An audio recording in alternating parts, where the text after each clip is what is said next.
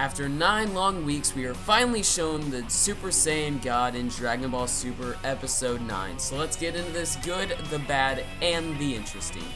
As for the good, I did like the whole differentiation of the transformation with the clouds and all the beams of light and everything. I really like that.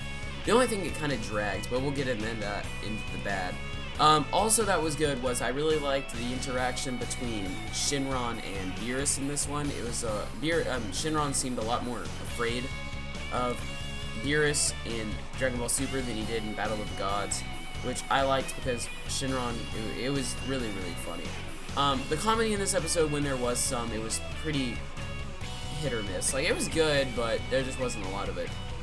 Like, Lord Pilaf and them, whenever he turns around, he's like, dude, I told you guys that the Dragon Balls were on that boat, and then he made them row back. I thought that was pretty funny. And then, as I said, the interaction between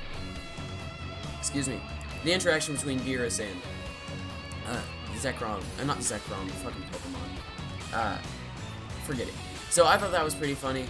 Also, there was some, like, whenever Videl announced that she was preggo, everyone was like, what? I thought that was pretty good too.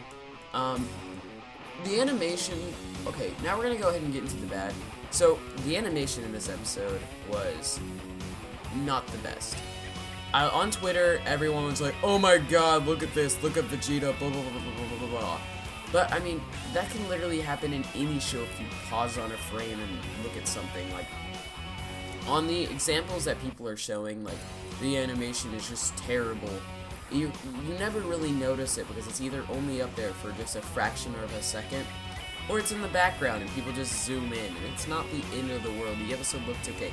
I will admit, Trunks' face, they can't seem to get it right. He just keeps looking like someone hit him with a baseball bat a few too many times.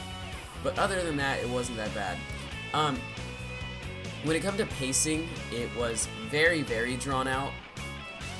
Because you're just waiting for this transformation. I'm sure if Dragon Ball Battle of Gods hadn't been released, it wouldn't have felt as poorly executed, but it's still, I don't think it was a deal breaker. I was honestly surprised at all they were going to transform in this episode. I thought it would just be more talking and dragging on, probably wait until episode 10, but they did have the title leaked, so we all knew it was going to happen today. I'm really excited for episode 10, because now we get to see what the Super Saiyan God can do in Dragon Ball Super.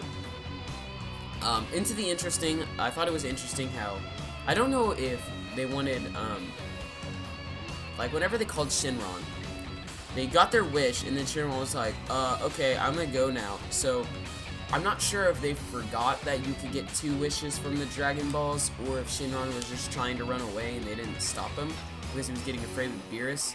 Anyways, I thought that was pretty interesting.